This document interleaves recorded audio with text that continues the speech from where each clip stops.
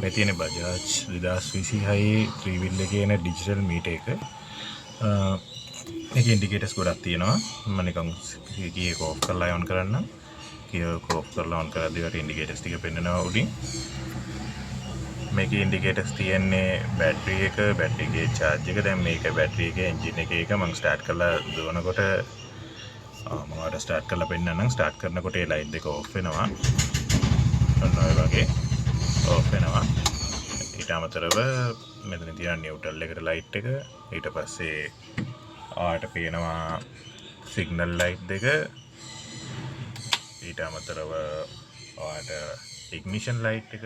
Ignition කියන්නේ ඔයගොල්ලෝ දන්නවා සාමාන්‍යයෙන් අපි ට්‍රැෆික් එකේම ඉන්නකොට තප්පර ගානකින් මේක ඕෆ් වෙන විදිහට එන්ජින් එක ඕෆ් වෙනවා. ඊට පස්සේ ක්ලච් එක ඇල්ලුවම එන්ජින් එක ස්ටාර්ට් වෙන විදිහට තියෙන එක තමයි ඉග්නිෂන් ලයිට් ස්විච් එක.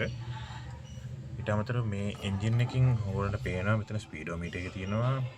ඊට පස්සේ පෙට්‍රල් එක පෙන්වනවා කොච්චර තියෙනවද කියලා, ෆියුල් එක. ඊට පස්සේ මෙතන ස්විච් එකක් තියෙනවා. මේකෙන් මම ඔයගොල්ලෝ පෙන්වනවා ඔයාලට මේකේ තියෙන අනිත් දේවල් ටික. මේකෙන් දැන් පෙන්වන්නේ AFE කියන්නේ මේ එවරේජ් එක දැන් කීයක් යූස් කරනවා. ඒ කියන්නේ ලීටරයට කිලෝමීටර් කීයක් යන්න පුළුවන් එවරේජ් එක දැන් දුවලා තියෙන විදියට.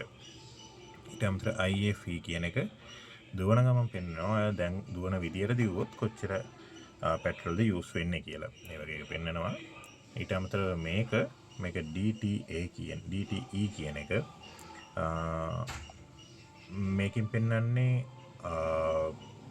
දැන් තියෙන පෙට්‍රල් එකකින් තව කොච්චර දුරක් දුවන්න පුළුවන්ද කියන එක. දැන් තියෙන අවైలබල් පෙට්‍රල් එකකින් තව කොච්චර දුරක් දුවන්න පුළුවන්ද කියන එක. මේකෙන් පෙන්වන ටෝටල් කිලෝමීටර් එක දැන් දුවලා තියෙන එක. ට්‍රිප් කියන එක ඔයගොල්ලෝ හොඳට දන්නවා.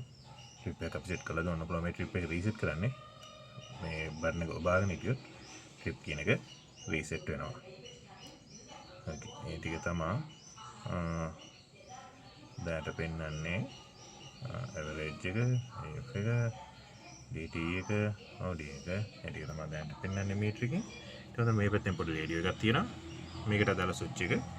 යටින් තියෙනවා ඉන්ඩිකේටර් ඩබල් සිග්නල් ඒකට අදාළ ස්විචස් ටික. මෙච්චරයි. මීට වැඩි විස්තරයක් ඕනනම් කමෙන්ට් කරන්න. Thank you.